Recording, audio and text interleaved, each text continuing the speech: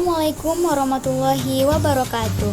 Halo Sobat IPA, kami dari kelompok 2 yang beranggotakan Nur Istiqomah A. Idrus, Askia Hanifa, Wafik Mardia, Fani Nabila, dan saya sendiri Gina Alfia. Kami dari kelompok 2 akan mempresentasikan metode pengembangan bahan ajar 4STMD atau biasa disebut dengan 4 Steps Teaching Material Development. Baiklah, masuk kepada pembahasan topik pertama kita, yaitu mengenai konsep dasar metode 4STMD. Metode pengembangan bahan ajar 4STMD telah lama dikembangkan, bermula dari kajian tentang reduksi didaktik dalam disertasi yang ditulis oleh Saiful Anwar.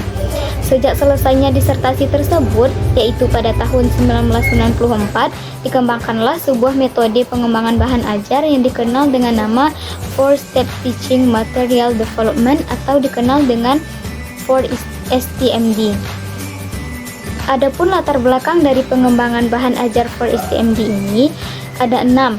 Yang pertama, masih banyaknya buku pelajaran di sekolah, terutama IPA, yang belum sesuai dengan tuntutan kurikulum yang berlaku.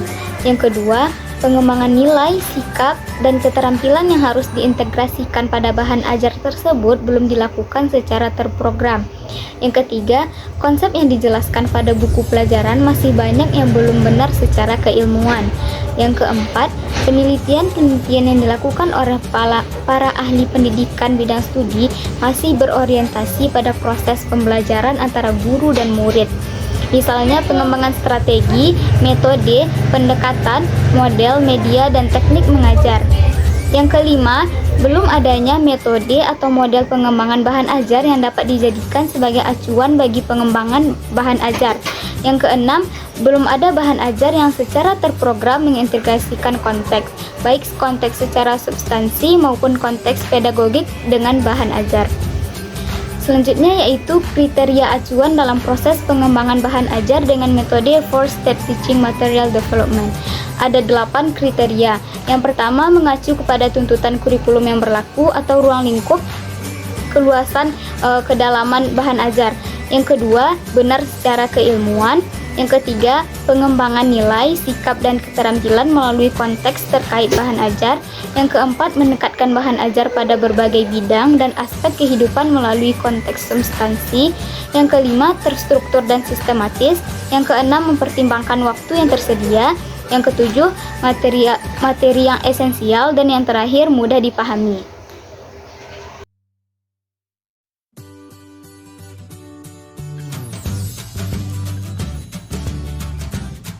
Baik, selanjutnya yaitu mengenai tahapan metode 4STMD. Yang pertama yaitu tahap seleksi. Di sini akan diseleksi 3 bagian. Yang pertama ada materi, lalu sumber, dan juga konteks. Sehingga akan dilakukan pengembangan terhadap indikator ini. Yang pertama yaitu pembelajaran dan label konsep. Yang kedua, materi dan analisis kebenaran konsep. Dan yang ketiga, konteks terkait materi. Sehingga akan didapatkan kumpulan materi. Tahapan yang kedua yaitu ada strukturisasi. Di sini akan dibikin struktur, juga ada 3 bagian. Ada beta konsep, struktur makro, dan juga 3 level representasi, di mana akan dihasilkan draft bahan ajar sesuai dengan struktur makro dan 3 level representasi. Di sini akan dilakukan pengembangan, penyesuaian, penghalusan, dan penyisipan. Selanjutnya, tahap ketiga dari metode 4STMD adalah tahap karakterisasi. Nah, tahap karakterisasi bahan ajar ini diperlukan agar setiap teks yang ada pada bahan ajar dapat diidentifikasi apakah termasuk teks yang sulit atau yang mudah. Dengan diketahuinya karakter setiap teks, maka pengembangan bahan ajar dapat melakukan perlakuan atau treatment secara spesifik sesuai dengan karakteristik masing-masing teks, sehingga bahan ajar tersebut menjadi mudah menurut pandangan siswa. Selanjutnya, tahap keempat dari metode 4STMD adalah reduksi didaktik. Nah, reduksi didaktik dapat diartikan sebagai upaya untuk mengurangi tingkat kesulitan pada bahan ajar, baik secara kualitatif maupun secara kuantitatif, sehingga bahan ajar dapat dipahami dengan mudah di berbagai tingkatan peserta didik. Selanjutnya, cara reduksi didaktik. Ada 9 cara. Yang pertama, penggunaan penyajian teks secara kualitatif. Yang kedua, pengabaian. penggunaan gambar, penggunaan analogi, penggunaan tingkat perkembangan sejarah, generalisasi, partikularisasi, pengabaian, perbedaan pernyataan konsep, dan reformulasi kalimat. Selanjutnya, kriteria reduksi didaktik. Ada 4 kriteria. Yang pertama, kriteria kesesuaian. Yang kedua, benar secara keilmuan. Yang ketiga, kemampuan berkembang. Dan yang terakhir, tidak kehilangan permasalahan. Selanjutnya, karakterisasi dari reduksi didaktik. Ada 3. Yang pertama itu jembatan antara perkembangan keilmuan dan teknologi dengan bahan ajar. Yang kedua, merupakan salah satu alternatif untuk menyelesaikan banyaknya permasalahan pada bahan ajar. Yang terakhir, merupakan spiral kurikulum. Untuk selanjutnya kita akan membahas model representasi bahan ajar. Yang pertama, itu ada multiple representasi, yang mana pada multiple representasi ini kita akan memberikan argumen dan pandangan yang berbeda dari pembelajaran yang berfokus pada kemampuan representasi siswa dalam konteks sosial. Nah, kemampuan representasi ini termasuk merumuskan tujuan representasi, menggunakan representasi untuk membuat eksplanasi atau penjelasan, menggunakan representasi untuk mengkomunikasikan pemahamannya, dan membuat hubungan antar bentuk representasi. Mode-mode dalam multiple representasi ini adalah belajar konsep sains, pemodelan, diagram, dan multimedia.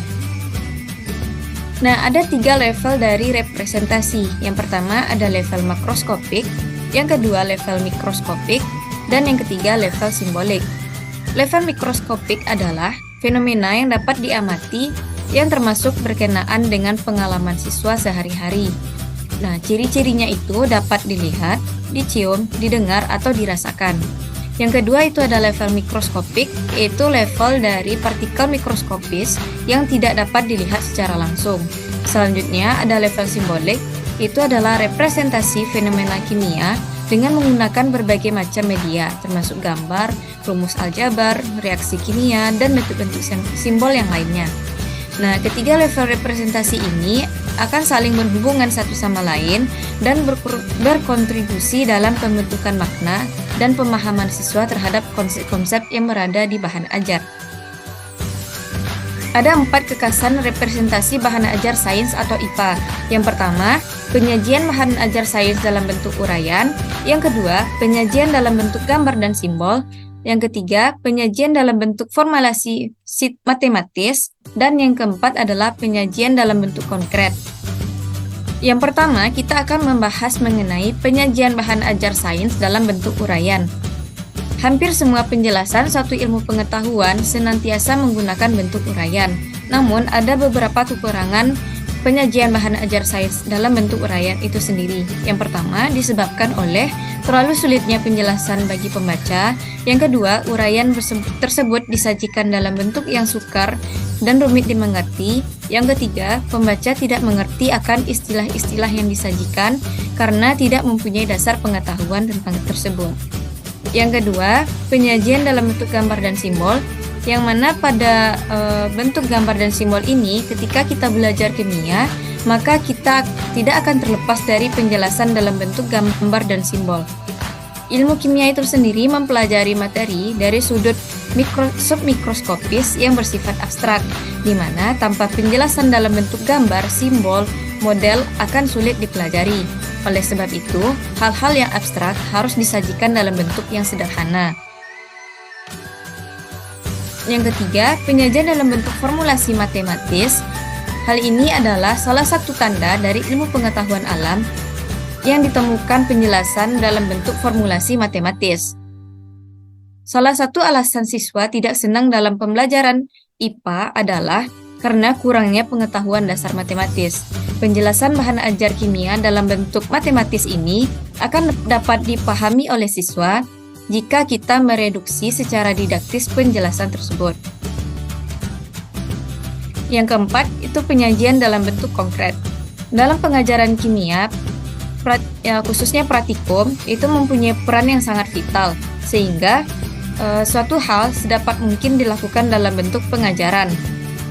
Misalnya, dalam pemilihan praktikum yang akan dilakukan siswa atau demonstrasi perlu difikirkan kesesuaiannya dengan kemampuan daya pikir siswa. Jika praktikum yang dipilih itu mudah, sederhana, dan nampak jelas, maka itu akan lebih baik bagi siswa itu sendiri. Baiklah, materi selanjutnya yaitu implementasi model for STMD dalam pembelajaran IPA.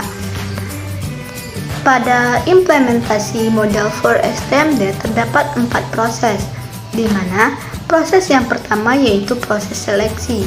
Pada proses seleksi, benar secara keilmuan, ruang lingkupnya berdasarkan kurikulum yang berlaku, perkembangan psikologi dan berpikir siswa, kemanfaatan bagi siswa, waktu yang tersedia, dan pentingnya suatu materi untuk dipelajari atau tidak. Yang kedua yaitu proses strukturisasi, di mana pada proses ini pembuatan peta konsep, pembuatan struktur makro, dan multi representasi. Hal ini ditujukan agar kita dapat mengetahui di mana letak suatu konsep tertentu dan tema yang sangat luas. Yang ketiga yaitu proses karakterisasi, di mana pada proses karakterisasi sendiri, bahan ajar yang dilakukan dengan jalan memberikan instrumen soal-soal kepada siswa.